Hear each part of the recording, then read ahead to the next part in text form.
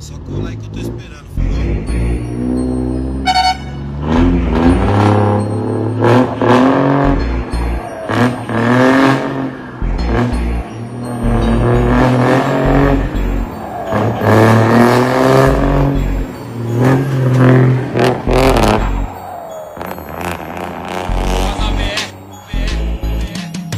Crianças brincam onde eu costumava brincar.